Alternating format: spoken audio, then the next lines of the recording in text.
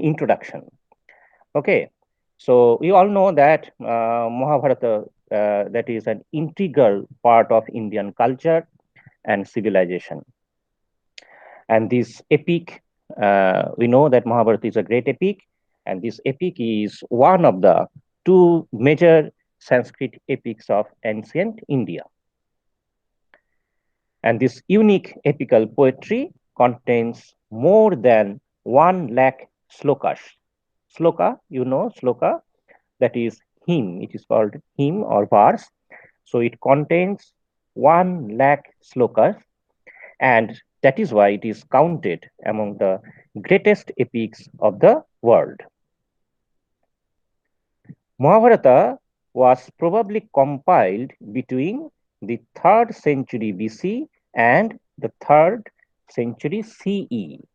So that means it has been written for a long period of time, almost uh, throughout six, 600 years. The original events related by this epic probably fall between the 9th and 8th centuries BC. Okay, so the historical event uh, that was narrated in that epical poetry actually happened during 9th and 10th century BC. So that means almost 3000 years ago. Many historians estimate the date of Kurukshetra war to Iron Age of India. So the actual event of the Kurukshetra war, it belonged to the Iron Age of India, that is of the 10th century BC, that is 3000 years ago. So we may say that the events of Mahabharata, it actually happened almost 3000 years ago. Though it doesn't narrate the historical event as it was, because it has been uh, narrated by different poets through different generations. So it completely moved away from its actual historical event. The original name of Mahabharata was Jai, that is joy, which means victory. So it was the first name which was given to Mahabharata. Later, it came to be known as Mahabharata. So it was named Mahabharata much later after the name of Bharat dynasty. Bharat dynasty. What is Bharat dynasty? Bharat dynasty means the family of Bharata. Who is Bharata? Bharata is an ancestor of the Pandavas and the Kauravas. Okay, so Bharata, he was the ancestor of the Pandavas and the Kauravas. The story of Bharata is first told in the Adi Parva of Mahabharata. So the story of Bharata was told in the Adi Parva of Mahabharata. This story was also told by Kalidasa in his famous play Abhigyan Shakuntala, in which we see that Bharata was the son of Dushyanta and Shakuntala. Okay, so this is a very familiar story that we all know. Mahabharata, as an epic, it started as an orally transmitted tale. Orally transmitted tale. What is it? Uh, Orally transmitted tale. So that means it belongs to the oral tradition. So it was a part of the folk literature. So Mahabharata, as I said that it belongs to the oral tradition. So it means that it was a part of the folk literature that was used to be chanted or sung by the bards. Bards. Bards means wandering poets. wandering poets. Okay, so poets who used to travel and sing. So Mahabharata belongs to the oral tradition of ancient India, when poetry or scriptural knowledge was transmitted orally from one generation to another, something like a tape recording. Okay, there was no script or written version available at that time. Oral literature generally maintains some formulas so that it can be easily memorized. It uses, for example, some stock phrases to express an idea. That is why this oral literature is also referred to as oral formulaic literature or oral formulaic composition. Traditionally, Mahabharata is believed to be composed in Sanskrit by the great sage Vasha, Vasha or Maharshi Ved Vasha, Maharshi Ved Vasha. Vasha is a Sanskrit word which means compiler. Compiler, that is writer or author. Except the Mahabharata, Vasha is also considered to be the compiler of Vedas and Puranas, the two most important works in Hindu tradition. So the very name Ved Vasha means compiler of Veda. Vasha is first introduced in the Mahabharata itself. According to the ancient epic, the creator Brahma appeared in Vedvasha's dream. So Brahma appeared in Vedvasha's dream and inspired him to write the verses that are contained in Mahabharata. So Vasha, it actually uh, found this story of Mahabharata through his dream. Okay, so it has a kind of divine association. Okay, generally all epical poetry uh, is conceived to have a kind of a divine association, or it is something a kind of divine verse, যেটাকে আমরা বাংলায় বলি ঐশী গ্রন্থ, divine verse. So something which comes from the heaven. We all know that at that time people were very much religious. So they used to think that they could not do anything without the inspiration from the divine. So the epical poetry or any type of literature that were composed at that time were thought to be something composed out of the divine inspiration. Okay, uh, so it's a divine verse. It is conceived to be a divine verse. Then Vasha went on searching for a person who could take down his dictations through a writing instrument. Okay, so Mahabharata, that was in oral tradition when writing was not much in vogue, but later it was Vedvasha who was the first person to write it down. So it was the first time that Mahabharata came as a written form. So Vasha went on searching for a person who could take down his dictations through a writing instrument. At last, uh, the legend goes this way. At last, this responsibility for this job, this difficult job, was taken by Ganesha. Ganesha, the god Ganesha, Sri Ganesha.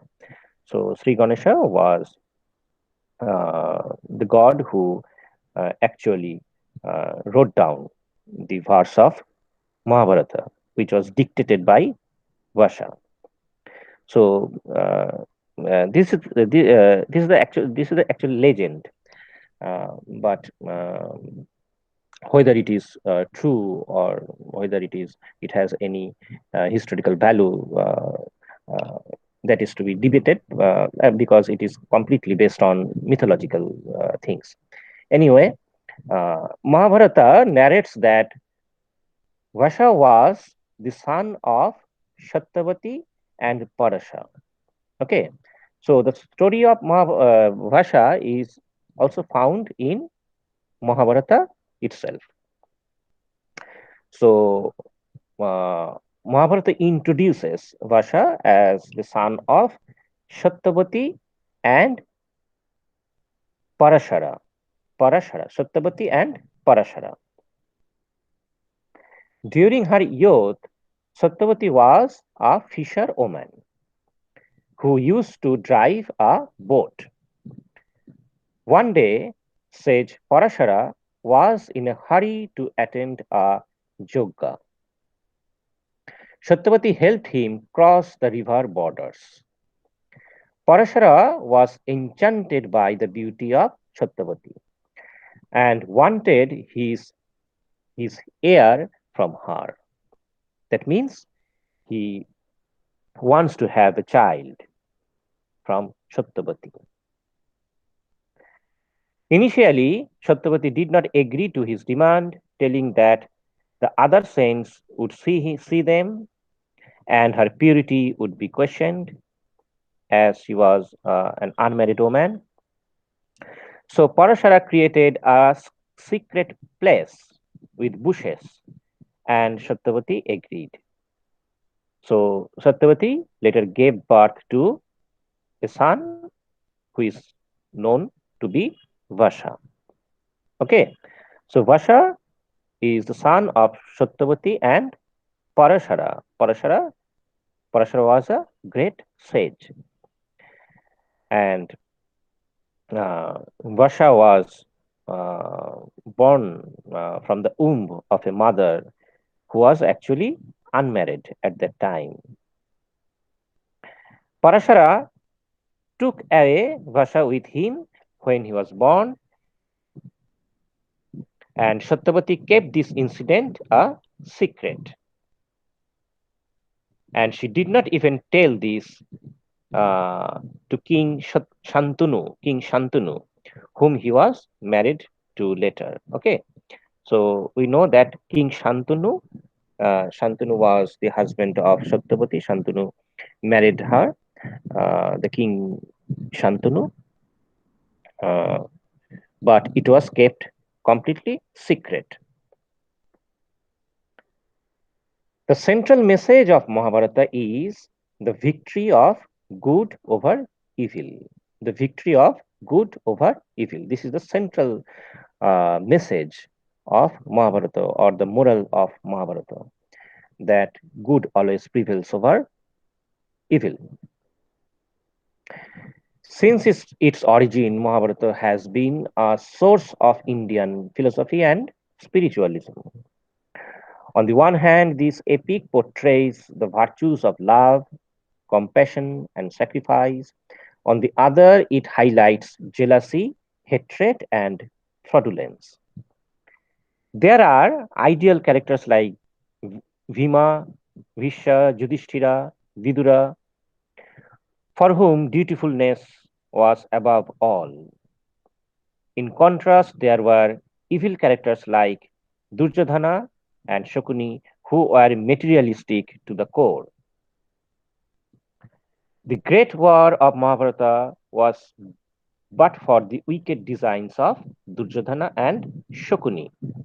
It was one of the greatest and most horrible wars in Indian history, or in Indian mythology, which was fought for 18 long days at the battleground of Kurukshetra. And this war was fought for the cause for good over evil. On one side was the Pandava brothers, who were supported by Sri Krishna, while on the other side was a vast army of the Kaurava, led by great warriors like Bhisha, Dronacharya, Kripacharya, etc. But the Kauravas were not righteous, as we know. So eventually they had to face defeat. So the good finally gets victory over the evil. We all know of the great scripture Srimad Bhagavad Gita, or simply the Gita. The source of this 700 verse is also the Mahabharata itself. The Gita ordains the interpretation of knowledge, duty, and devotion in a profound manner.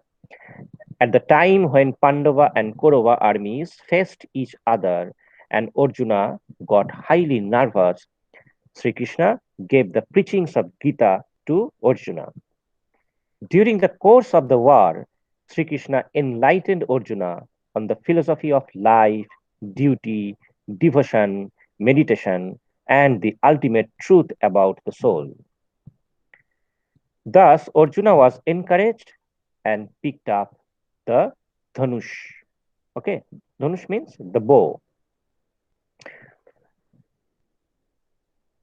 Thus, we see that Mahabharata, in fact, is a treasure trove of knowledge.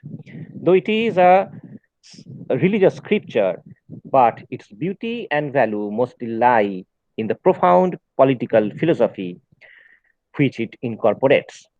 It deals with the great ideas like dharma and desire, destiny and human initiative, phenomena of boon and curse. In the modern age, this great epic is still much relevant because it can be read from various perspectives of the contemporary field of study. It can be read from the gender perspective to examine how gender is constructed in the text. So it can be read from the gender perspective too, just to examine how gender is constructed in the text, to see how conventions of sexuality, particularly female sexuality, have evolved in the Hindu tradition. Mahabharata can also be read in the post colonial context too, or in the context of the democratic India. And it can be also read in the context of the modern India, in which the middle class Bhajyans, we know that in the ancient age, in the age of Mahabharata, there was no middle class. So uh, Mahabharata can be also read from that perspective, how it can be received by the middle class readers, or even by the readers uh, who belong to the cosmopolitan centers of the urban India. Okay, so Mahabharata can be read from different perspectives, and it still has relevance uh, because it is so uh, enriched with uh, the different kinds of philosophies, different kinds of ideas, different kinds of uh, philosophical and logical arguments, which is the beauty and the value of this worth of this text. Okay, uh, so uh, this is my introduction to this great epic, the Mahabharata. And from the next class, uh, we will start reading the text, and we will also discuss about the nature and the characteristic of epical poetry.